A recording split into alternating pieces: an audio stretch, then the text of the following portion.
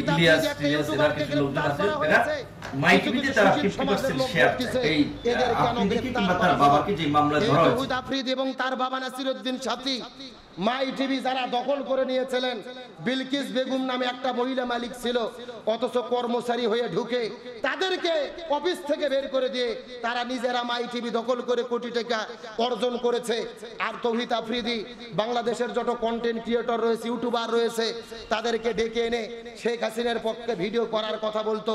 যারা কথা শুনতো না তাদের অত্যাচার নির্যাতন করতো। বিবি হারুনের অফিসে গিয়ে নিরপরাধ মানুষগুলোকে নির্যাতন করেছে। হারুন বলেছে আমার কলিজার টুকরা ভালোবাসার ভাতিজা হলো তৌহিদ আফ্রিদি।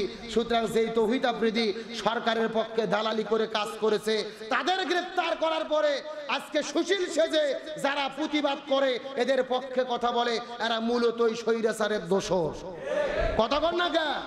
16 বছর সোশ্যাল মিডিয়াতে সরকারের বিরুদ্ধে অন্যায়ের প্রতিবাদ করলেই তাদের ব্যাপারে শাস্তি দেওয়া হতো।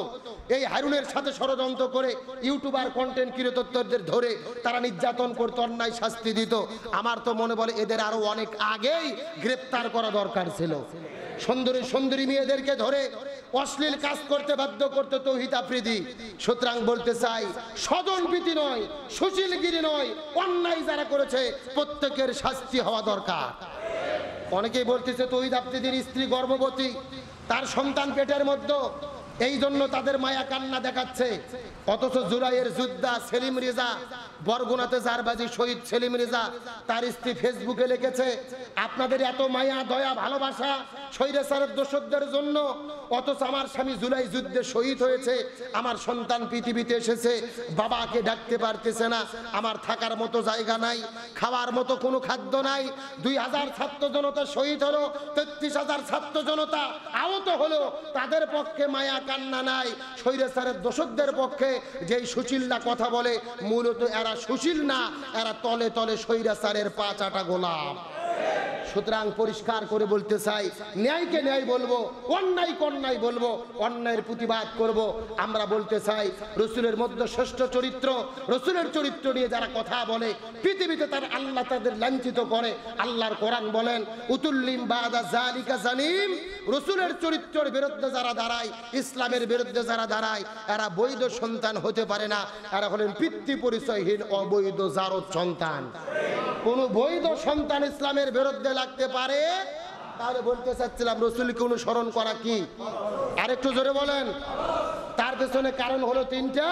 1 নম্বর নবী হলো শ্রেষ্ঠ আদর্শ, 2 নম্বর নবী হলো শ্রেষ্ঠ চরিত্র, আর 3 নম্বর একটা কারণ সম্পর্কে আল্লাহ কোরআনে বলেছেন, বলেন সুবহানাল্লাহ। আমার প্রিয় বন্ধুগণ, মুসলমান ভাইরা গভীর মনোযোগ লক্ষ্য করুন। আমার নবীজিকে অনুসরণ করাকে আল্লাহ তাআলা ফরজ করে দিয়েছেন। এর পেছনে 3 নাম্বার কারণ সম্পর্কে আল্লাহ তাআলা কোরআনের মধ্যে বলেন। আল্লাহ তাআলার ঘোষণা, ওয়ামা আরসালনাকা ইল্লা রাহমাতাল লিল আলামিন। সূরা আম্বিয়া 17 নম্বর পারা 13 নম্বর পৃষ্ঠার 6 নম্বর লাইন 107 নম্বর আয়াতে কারিমা আল্লাহ তাআলা বলে, হে পৃথিবীর মানুষেরা গভীর মনোযোগ লক্ষ্য করে বোঝার চেষ্টা করো, আমি নবীর জীবনকে অনুসরণ করা তোমাদের জন্য কেন ফরজ করে দিলাম। এর পেছনে 1 নম্বর কারণ হলো আমি নবীকে বানাইছি শ্রেষ্ঠ আদর্শ, 2 নম্বর কারণ হলো নবী হলো শ্রেষ্ঠ চরিত্র, আর 3 নম্বর কারণ হলো আসমান জমিন গ্রহ পর্বত নক্ষত্র জ্যোতিষ্ক মণ্ডলী নিহারিক আমি আল্লাহ তাআলা যা কিছু সৃষ্টি করেছি পুরো জগতের জন্য আমি আল্লাহ তাআলা আমার নবীকে রহমত স্বরূপ পৃথিবীতে প্রেরণ করেছি। আসমান জমিন গ্রহ পর্বত নক্ষত্র জ্যোতিষ্ক মণ্ডলী, এই পৃথিবীতে যা কিছু আমরা দেখতে পারি আর যা কিছু আমরা দেখতে পারি না, সব কিছুর জন্য রসুলকে রহমত স্বরূপ প্রেরণ করেছেন কি?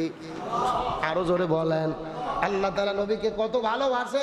এই পৃথিবীতে আল্লাহ 313 জন রাসূল প্রেরণ করেছেন 1,24,000 নবী রাসূলের ভেতরে, 1,24,000 নবী রাসূলের ভেতরে এর মধ্যে রাসূল হলেন মাত্র 313 জন। এই 313 জনের ভেতরে 312 জনের ব্যাপারে কালেমা যখন বর্ণনা করা হয়েছে, আল্লাহ বলেন লা ইলাহা ইল্লাল্লাহ মুসা কালিমুল্লাহ, লা ইলাহা ইল্লাল্লাহ নূহু নাবিউল্লাহ, এই রকম ভাবে কালেমা বর্ণনা করে বলেছেন। কিন্তু কোন নবীর ক্ষেত্রে আল্লাহ তাআলা রাসূল বর্ণনা করে নাই। কিন্তু আমার আল্লাহ তাআলা নবীকে এত ভালোবাসে, এত মহব্বত করে, নবীকে এত ভালোবাসা দিয়ে মহব্বত করে পৃথিবীর মধ্যে আল্লাহ তাআলা প্রেরণ করলেন। আল্লাহ কালেমার মধ্যে প্রকাশ করে দিলেন লা ইলাহা ইল্লাল্লাহ মুহাম্মাদুর রাসূলুল্লাহ। কোন নবীর কালেমার ভেতরে আল্লাহ তাআলা রাসূলুল্লাহ সেট করে নাই, একমাত্র আমাদের নবী ব্যতীত।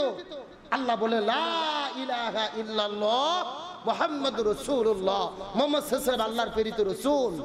আল্লাহ তাআলা নবীজিকে কত ভালোবাসেন। ওই নবীজিকে আল্লাহ তাআলা পৃথিবীতে রহমত স্বরূপ প্রেরণ করলেন। আল্লাহ তাআলা নবীজিকে কেমন রহমত স্বরূপ প্রেরণ করেছেন আমি সামনের জুমার মধ্যে আপনাদের মধ্যে বিস্তারিত বর্ণনা করব। শুধু সংক্ষিপ্তভাবে 1 মিনিট আপনাদের বলতে চাই, ওই নবীজি পৃথিবীতে যেদিন এখনো আগমন করেন নাই, আমার নবীজিকে আল্লাহ তাআলা এই পৃথিবীতে প্রেরণ করবেন। নবীজির বাবার নাম হলেন আব্দুল্লাহ আর মায়ের নাম হলেন আমেনা। এই আব্দুল্লাহ এবং আমেনার ভেতরে যেদিন প্রেম ভালোবাসা মহব্বত হয়েছে, স্বামী স্ত্রীর মেলামেশার ফলে যখন পেটের মধ্যে সন্তানের সত্যবাদ ঘটবে, আমাদের নবীজি মায়ের গর্ভের ভেতরে যেদিন অস্তিত্ব লাভ করবে, আসমান জমিন গ্রহ পর্বত নক্ষত্র জ্যোতিষ্ক মণ্ডলী তামাম পৃথিবীর সমস্ত সৃষ্টি জগতের ভেতরে আনন্দের জোয়ার গুলো বড় শুরু হয়েছিল। কিতাবের মধ্যে পাওয়া যায় নবী যেদিন অস্তিত্ব লাভ করলেন, ওই সাগরের মাছগুলো সাগরের মধ্যে দৌড়াদৌড়ি করা শুরু করলেন। এক মাছ আর এক মাছের কানের মধ্যে যায় বলে, তোমরা কি জানো নাকি পৃথিবীর শ্রেষ্ঠ পয়গাম্বর আখিরি পয়গাম্বর এই পৃথিবীতে আসবেন? আল্লাহ তাআলা তার সূচনা সৃষ্টি করেছেন, অস্তিত্ব হয়ে গেছে। একটা গাছ আর একটা গাছের সঙ্গে কথা বলে, একটা পশু আর একটা পশুর সঙ্গে কথা বলে, পাখিগুলো কিচির মিচির করে করে পুরো পৃথিবী উড়া শুরু করে দিয়েছিল। আনন্দ উড়তে উড়তে পাখিগুলো পাখিদের কাছে গল্প করেন, আসমান জমিনের ফেরেশতাগুলো আনন্দ মিছিল করা শুরু করে দিয়েছে। আমার নবীর নামে ফেরেশতাগুলো দরুদ পাঠ করা শুরু করে দিয়েছিল। এক ফেরেশতা আর এক ফেরেশতাকে আনন্দ করে করে বলে, জানো নাকি আখিরি পয়গম্বর মুহাম্মদুর রাসূলুল্লাহ সাল্লাল্লাহু আলাইহি সাল্লামের অস্তিত্ব লাভ হয়ে গেছে, এই পৃথিবীতে আখিরি পয়গম্বর আগমন করবেন। নবীজি এখনো জন্মগ্রহণ করে নাই, মায়ের পেটের মধ্যে সম্পূর্ণ সন্তান হয় নাই। যেদিন শুধু অস্তিত্ব লাভ করবেন, তামাম পৃথিবীর গ্রহ পর্বত নক্ষত্র জ্যোতিষ্ক মণ্ডলী নিহারেকা আর পশু পাখি গাছপালাগুলো আল্লাহর শুকরিয়া আদায় করে নবীর নামে তারা দরুদ পড়া শুরু করেছিলেন। সে নবীজিকে আল্লাহ তাআলা রহমত স্বরূপ পৃথিবীতে প্রেরণ করলেন।